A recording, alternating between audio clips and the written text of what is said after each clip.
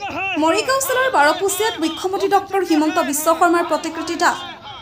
অসম কোচাচমুখী ছাত্ৰ সন্থা মৰিগাঁও জিলা কমিটি আৰু মধ্য অসম কোচাচমুখী ছাত্ৰ সন্থাৰ যৌথ উদ্যোগত সাব্যস্ত কৰে প্ৰতিবাদ।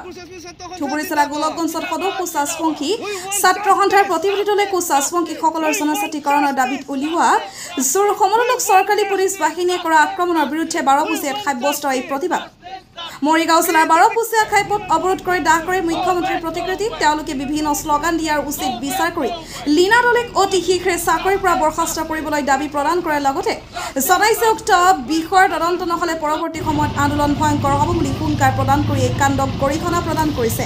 হয়, যোৱাকালি ধুবুৰী গোলকগঞ্জৰ যিটো ঘটনা, কোচাচমুখী জনগোষ্ঠীটোৱে ন্যায্যপ্ৰাপ্তিৰ দাবীত শান্তিপূৰ্ণভাৱে প্ৰতিবাদী সমদল বাহিৰ কৰিবলৈ যাওঁতে ধুবুৰী আৰক্ষী প্ৰশাসনে বৰ্বৰভাৱে আমাৰ কোচাচমুখী জনগোষ্ঠীৰ আবাল বৃদ্ধ বনিতাক যি তেওঁলোকে শাস্তি প্ৰদান কৰাৰ দৰে লেখীয়া ঘটনা সংঘটিত কৰিলে, তাক আমি মধ্য অসম কোচাচমুখী ছাত্ৰ সন্থাই তীব্ৰ ভাষাৰে আমি গৰিহণা দিছোঁ।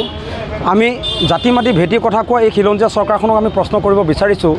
অসমৰ 6 জনগোষ্ঠীৰ দীৰ্ঘদিনৰ যি সমস্যা, জনজাতিকৰণৰ যি সমস্যা, এই সমস্যাৰ প্ৰতি আপোনালোকে কণমানো গুৰুত্ব নিদি আমাৰ এই আন্দোলনখনক আপোনালোকে মুখিমূৰ কৰাৰ চেষ্টা কৰিছে। এইটো সঁচাকৈ দুৰ্ভাগ্যজনক। আমি অসমত থাকি আমি অসমীয়া খিলঞ্জীয়া জনগোষ্ঠীসমূহে যদি সুৰক্ষিত নহয়, তাতকৈ দুখৰ কথা আৰু একো থাকিব নোৱাৰে। আৰু আহি থকা দিনবিলাকত আমি দেখিছোঁ বিগত সময়ছোৱাতো আপোনালোকে এই আমাৰ অসমৰ জাতি মাতি ভেটি কথা কোৱা চৰকাৰখনে জনগোষ্ঠীয় সংগ্ৰামখনক মুখিমূৰ কৰিবৰ কাৰণে বহুতবাৰ চেষ্টা কৰিছে, তেওঁলোক বিফল হৈছে। আৰু যোৱাকালি ঘটনাটোৱে প্ৰমাণ কৰিছে যে কোচাচমুখী জনগোষ্ঠীটোৰ প্ৰতি আচলতে অসম চৰকাৰৰ এই ভাৰতীয় জনতা পাৰ্টি দলটোৰ কোনো তেওঁলোকৰ সদ্ভাৱ নাই।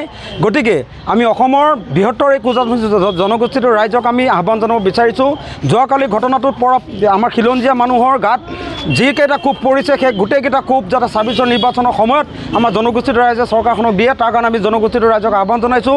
আৰু অসম চৰকাৰৰ মাননীয় মুখ্যমন্ত্ৰী মহোদয়ক অনুৰোধ জনাইছোঁ, আপুনি ভাৰপ্ৰাপ্ত আৰক্ষী বিষয়াজনক আপুনি শাস্তিমূলকভাৱে আপুনি নিলম্বন কৰিলে নহ'ব। ধুবুৰী জিলাৰ আৰক্ষী প্ৰশাসনৰ আৰক্ষী অধীক্ষকগৰাকীক আপুনি তৎকালীনভাৱে আপুনি তেওঁক নিলম্বন কৰিব লাগিব। এই আমাৰ মধ্য অসম কোচাচমুখী ছাত্ৰ সন্থাৰ দাবী। অন্যথা আহি থকা দিনবিলাকত আমি লীনা দলৰ বিৰুদ্ধে আমি মধ্য অসম কোচাচমুখী ছাত্ৰ সন্থাই আমি তীব্ৰতৰ আন্দোলন গঢ়ি তুলিম। আৰু শেষত আমি আৰু এটা কথা ক'ব বিচাৰিছোঁ, জনজাতিকৰণৰ দাবীত অচল অটলভাৱে আমাৰ সংগ্ৰাম চলি থাকিব। ইয়াত যদি কোনোবাই দমনমূলক নীতি প্ৰদৰ্শন কৰিব আহে, সেই দমন নীতি কিন্তু আমি ওপৰাই পেলাম। এই আমাৰ 6 জনগোষ্ঠীয়ে নহয়, আমাৰ সমূহ খিলঞ্জীয়া ৰাইজৰ এইটো আমাৰ একতা, আমাৰ শক্তি।